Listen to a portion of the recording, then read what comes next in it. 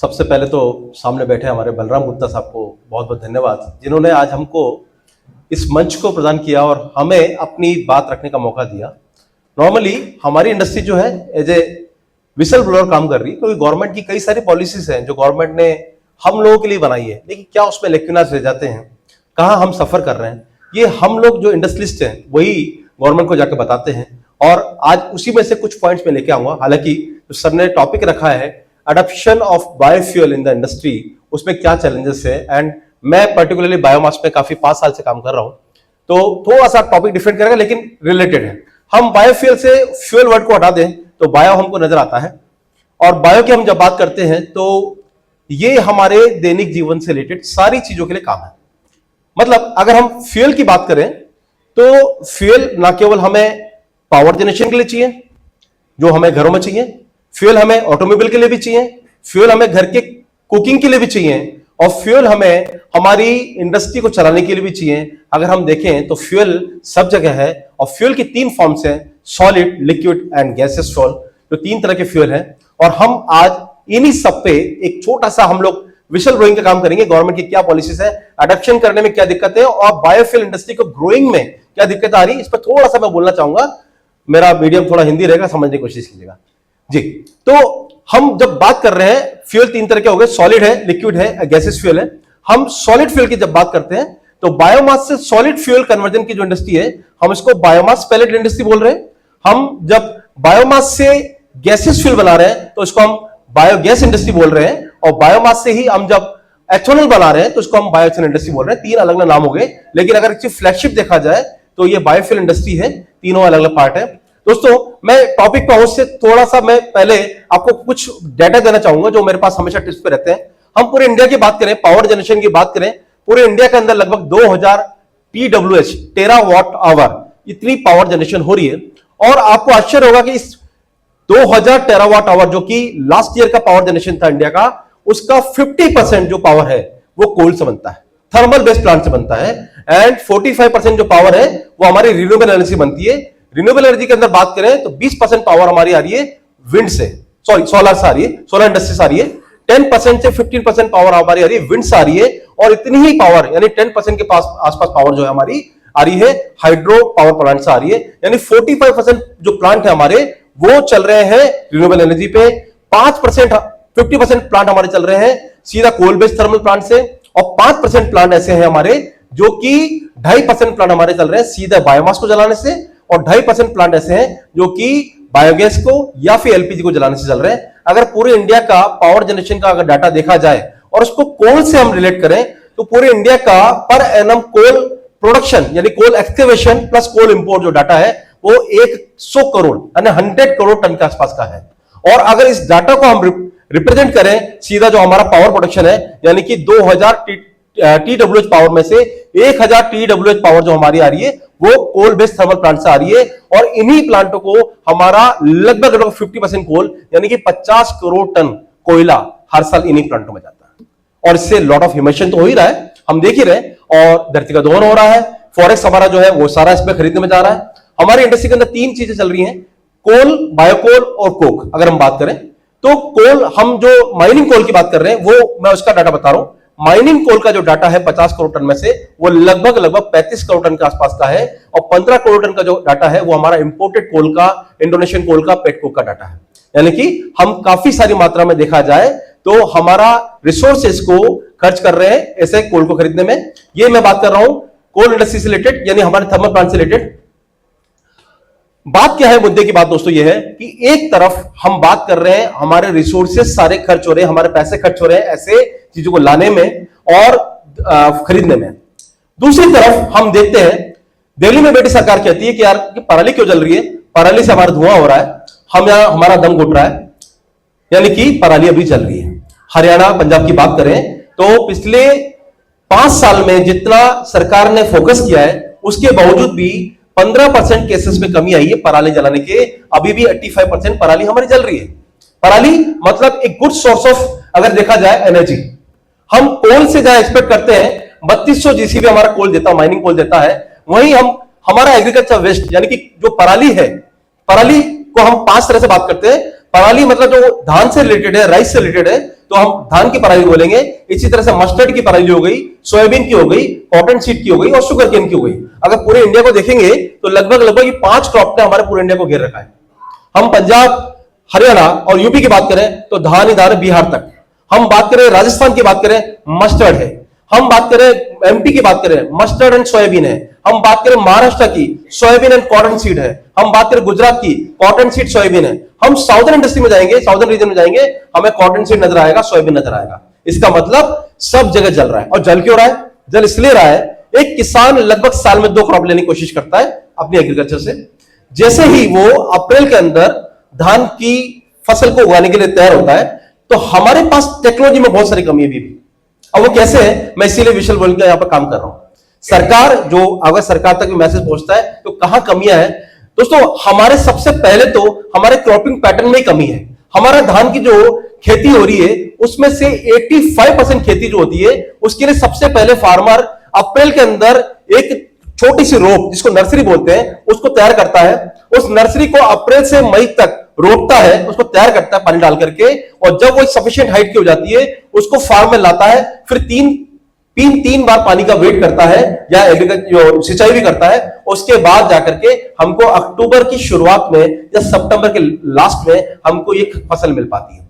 उसके बाद अब वैसे हाथ से काटने का सिस्टम रहा नहीं, लेबर इंडिया में है ही नहीं, क्योंकि लेबर इसलिए इंडिया में नहीं है क्योंकि आप आईपीएल देख सकते हैं, जहां पर ड्रीम 11 सरकार खिला रही है, वहां पर पूरा युवा व्यस्त है, हमारा सेक्टर में पूरा व्यस्त है, शेयर बाजार में पूरा व्यस्त है, तो लेबर करेगी काम।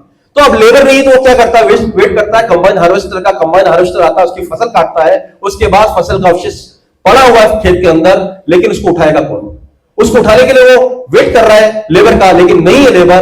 और उसके बाद 15 दिन के बाद में उसको गेहूं की फसल उगानी है, यानी कि उसके पास माइंडली देखा जाए 15 दिन होते हैं जिसके अंदर उसको फसल का अवशेष हटाना है, लेकिन इसको हटाएगा कौन? लेबर है नहीं। उसके पास ऑप्शन बचता है, इसको आग लगा दो।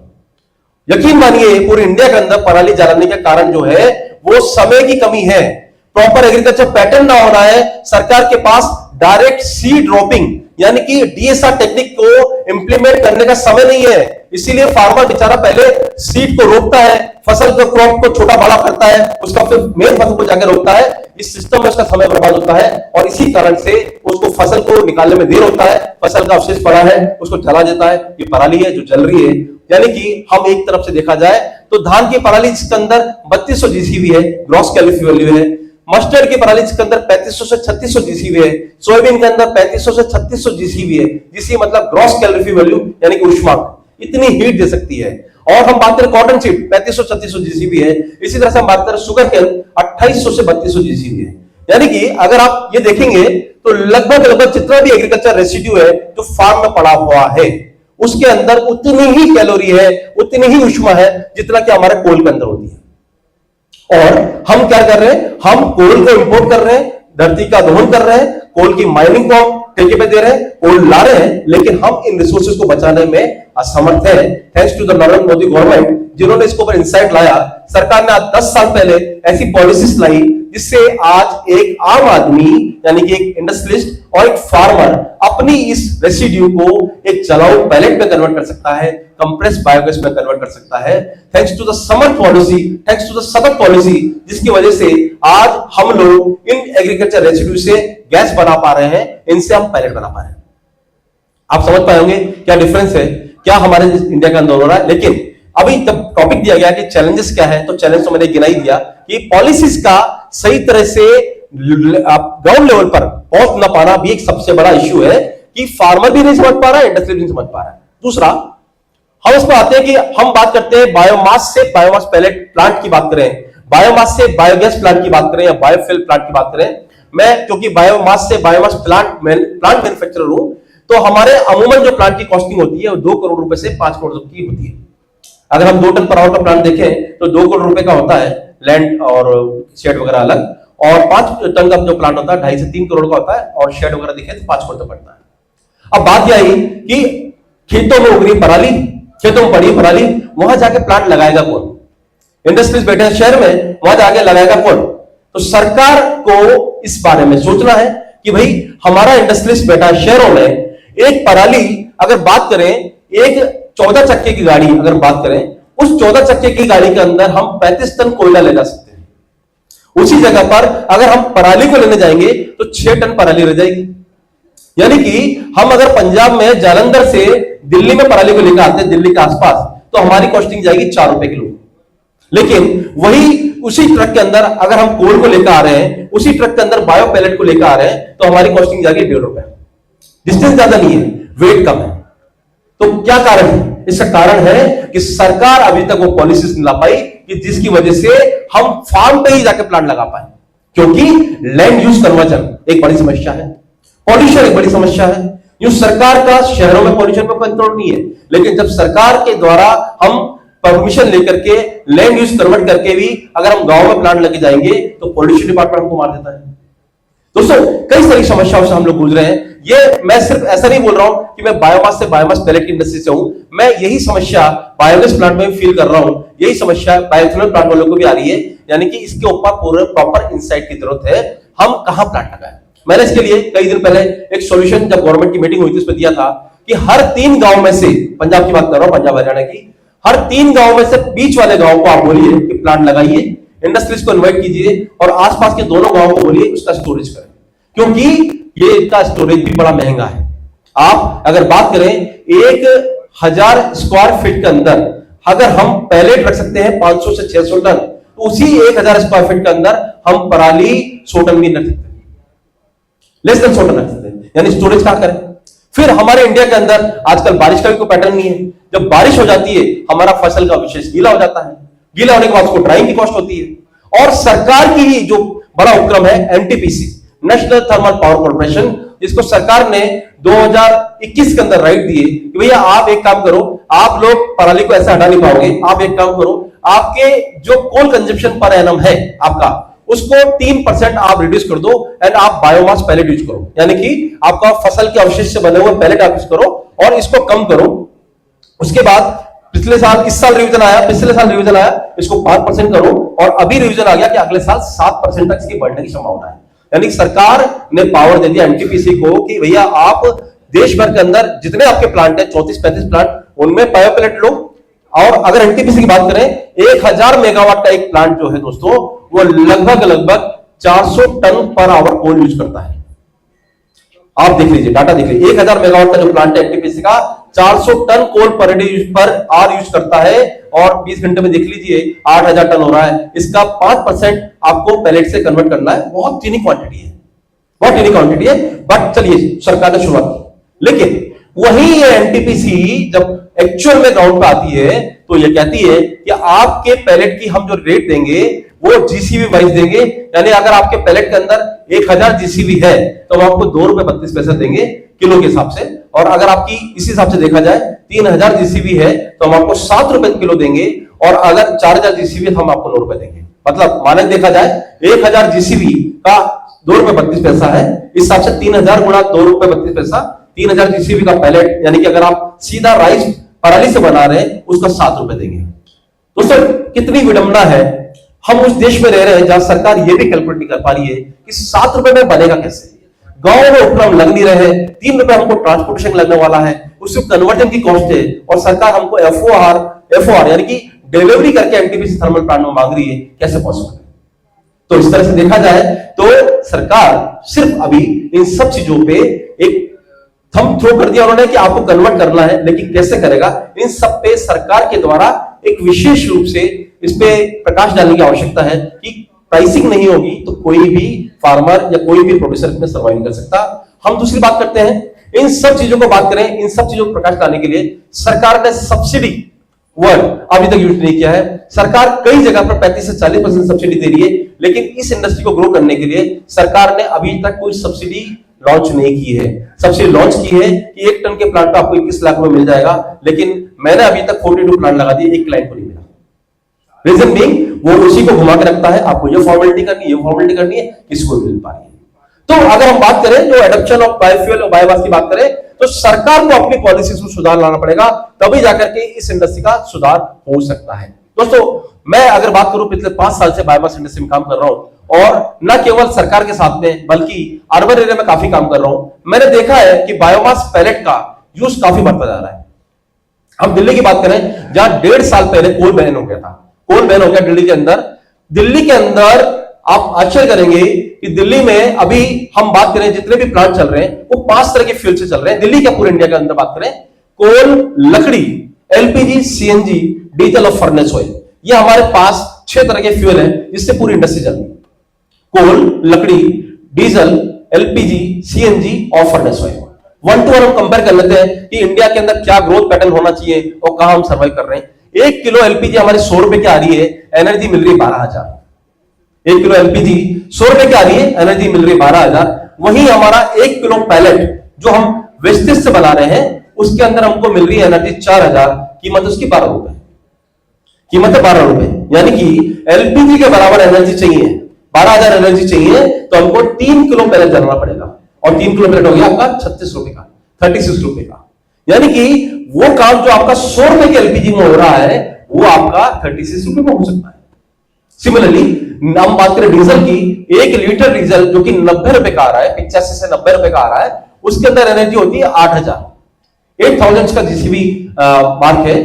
उतनी एनर्जी अगर हमको पहले से चाहिए हो तो पैलेट हमको 4,000 जीसीबी का 2 किलो जलाना पड़ेगा, यानी 24 रुपए कम हो जाएगा।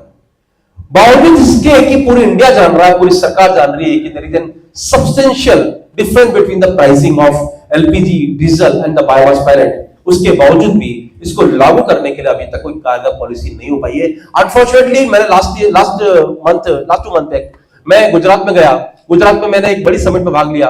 वहां पर मुझे रिन्यूएबल एनर्जी के लिए नाम से बुलाया गया था, मुझे वहां पर बायोमास इंडस्ट्री के नाम से बुलाया गया था। मैंने वहां देखा कि सरकार का सारा फोकस सोलर इंडस्ट्री पे है, सरकार का सारा फोकस विंड इंडस्ट्री पे है, लेकिन सरकार का फोकस अभी बायोमास इंडस्ट्री पे नहीं है। क्योंकि अगर हम बात करें पावर की बात करें तो सरकार अभी बड़े प्लेयर्स को सोलर प्लांट लगाने में व्यस्त है, विंड प्लांट लगाने में व्यस्त है, लेकिन क्योंकि बायोमास इंडस्ट्री में हमारे जैसे छोटे प्लेयर काम कर रहे हैं इसलिए सरकार के ऊपर फोकस नहीं है।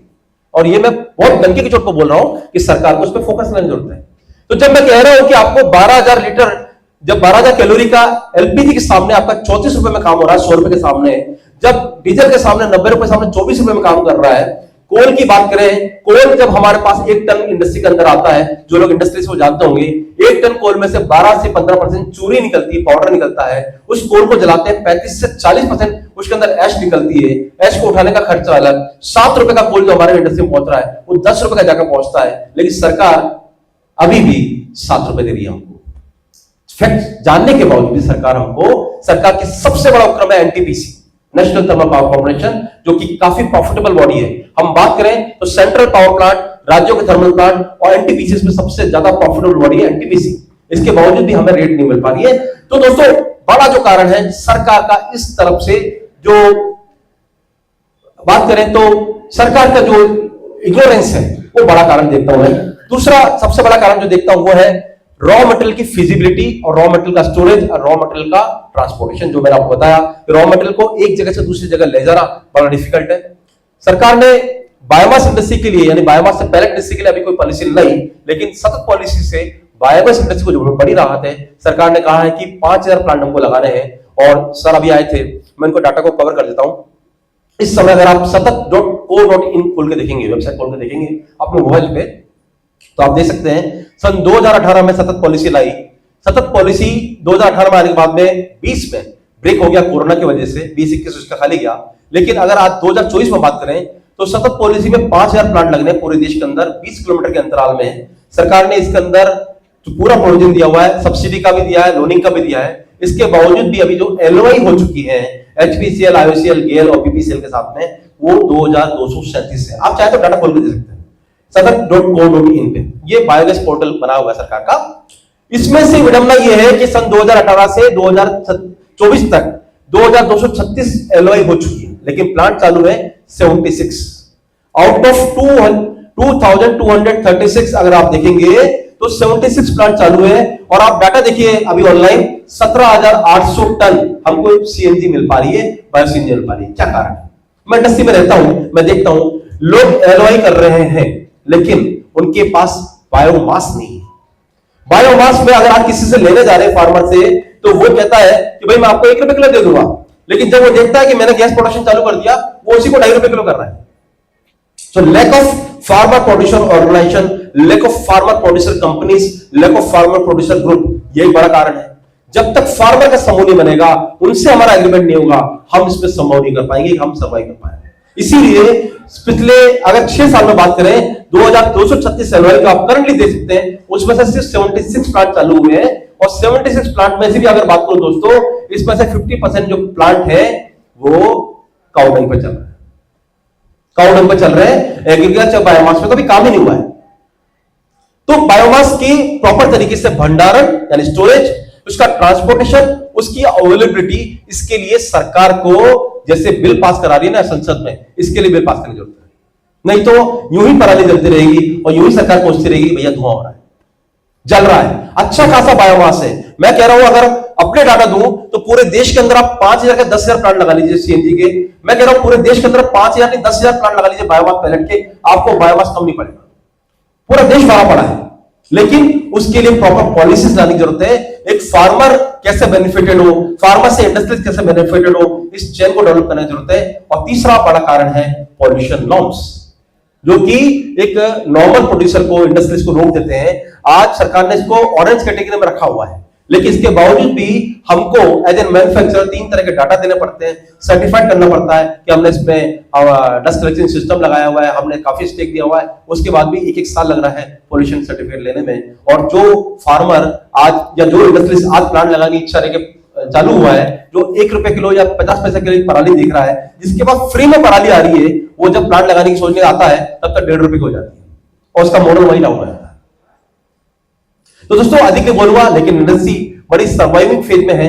सच अच्छी बात यह है कि हमारी इसी करंट गवर्नमेंट की वजह से इस पर थोड़ा इंसाइट मिला, लोगों ने प्लांट लगाना चालू किया, हम भी पूरे देश में प्लांट लगा रहे हैं। लेकिन कितने प्लांट सर्वाइव करते हैं, कितने प्लांट चल पाते हैं, चाहे वो बायोगैस के हो, बायोथेनल के हो या फिर बायो पैलेट के हो, वो सारा डिपेंड करेगा सरकार कैसी पॉलिसीज ला रही है। सरकार इंडस्ट्रीज क्रिएट करने की कोशिश करे। अगर इस लाइन में इंडस्ट्रीज आते हैं तो मेरे ख्याल से ये एक सबसे बड़ी बूमिंग इंडस्ट्री है, क्योंकि हमें कुछ नहीं करना है, हमारे लोकल से वेस्टेज को लेना है, पैलेट में कन्वर्ट करना है। और जैसा मैंने बताया कि लोकल में अगर प्लांट लग जाते हैं, रॉ मटेरियल हैंडलिंग में हमको कम खर्चा होगा, और उसी पैलेट को अगर हम लोग 300 किलोमीटर भी भेजते हैं तो हमको 80 पैसा का खर्चा आता है। ट्रांसपोर्टेशन पैलेट के लिए डिफिकल्ट नहीं है, लेकिन रॉ मटेरियल के लिए है। तो सरकार को डिसेंट्रलाइज्ड सिस्टम से प्लांट लगाने के लिए आवेदन करना चाहिए लोगों को, और वो लगाए, पॉलिसीज में सुधार करें, तब जाके इस इंडस्ट्री को उतार सकता है। Thank you so much for listening, thank you so much.